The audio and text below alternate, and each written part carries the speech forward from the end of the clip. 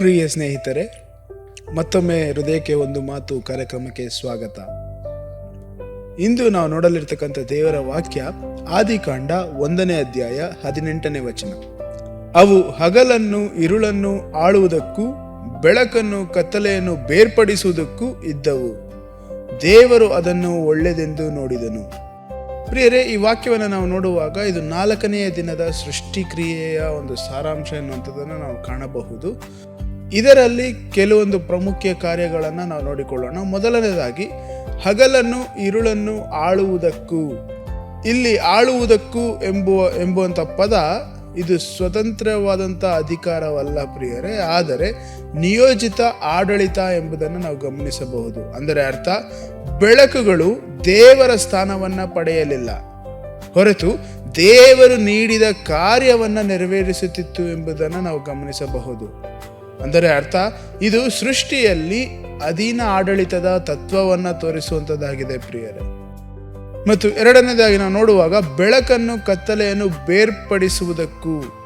ಈ ವಾಕ್ಯಗಳನ್ನು ನಾವು ಗಮನಿಸುವಾಗ ದೇವರು ಸೃಷ್ಟಿಯಲ್ಲಿ ಗೊಂದಲವನ್ನ ಯಾವತ್ತೂ ಉಳಿಸಲಿಲ್ಲ, ಮಿಶ್ರತೆಯನ್ನ ಯಾವತ್ತೂ ಒಪ್ಪುವುದಿಲ್ಲ ಎಂಬುದಾಗಿ ನಾವು ಗಮನಿಸಬಹುದು. ಅಂದರೆ ಅರ್ಥ, ವಿಭಜನೆ ದೇವರ ಒಂದು ಕ್ರಮದ ಭಾಗ. ಅಂದರೆ diversity is part of God's order. ಮೂರನೇದಾಗಿ ನಾವು ನೋಡುವಾಗ ದೇವರು ಅದನ್ನು ಒಳ್ಳೆಯದೆಂದು ನೋಡಿದನು.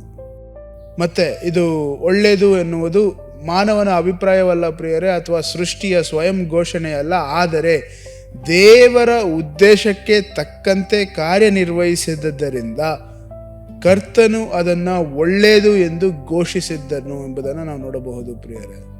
ಹಾಗಾದರೆ ಈ ವಾಕ್ಯವು ನಮಗೆ ತರುವಂಥ ವಾಗ್ದಾನ, ದೇವರು ನಮ್ಮ ಜೀವನದಲ್ಲೂ ಸ್ಪಷ್ಟತೆಯನ್ನ, ಕ್ರಮವನ್ನ ಉಂಟು ಮಾಡುವವರಾಗಿದ್ದಾರೆ.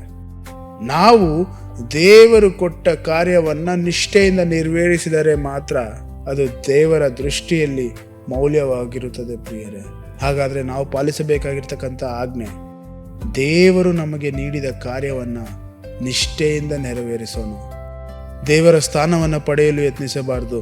ದೇವರು ನೀಡಿದ ಜವಾಬ್ದಾರಿಯಿಂದ ನಾವು ದೂರ ಸರಿಯಬಾರದು.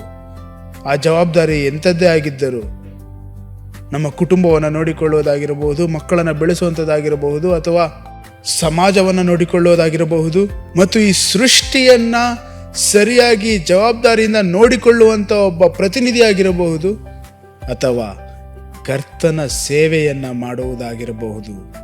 ಎಲ್ಲವನ್ನ ನಿಷ್ಠೆಯಿಂದ ಕರ್ತನು ಕೊಟ್ಟಿರ್ತಕ್ಕಂಥ ಜವಾಬ್ದಾರಿ ಎಂದು ಗೌರವಿಸುತ್ತಾ ನಾವು ಕೆಲಸ ಕಾರ್ಯಗಳನ್ನು ಮಾಡುವಾಗ ಕರ್ತನು ಅದನ್ನು ಒಳ್ಳೆಯದು ಎಂದು ಘೋಷಿಸುತ್ತಾನೆ ಪ್ರಿಯರೇ.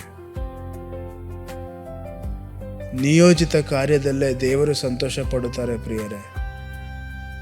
ಹಾಗಾದರೆ ಇಂದು ನಾವು ಇದನ್ನು ನೆನಪಿಟ್ಟುಕೊಳ್ಳೋಣ. ದೇವರು ನಿಯೋಜಿಸಿದ ಕಾರ್ಯವನ್ನು ನಿಷ್ಠೆಯಿಂದ ನೆರವೇರಿಸುವುದೇ ದೇವರ ದೃಷ್ಟಿಯಲ್ಲಿ ಒಳ್ಳೆಯದು ಪ್ರಿಯರೇ. ನಾಳೆ ಭೇಟಿಯಾಗೋಣ. ದೇವರು ನಮಗೆ ನೀಡಿರುವಂಥ ಕಾರ್ಯಗಳಲ್ಲಿ ನಾವು ನಿಷ್ಠಾವಂತರಾಗಿರೋಣ. ಆಮೇನ್.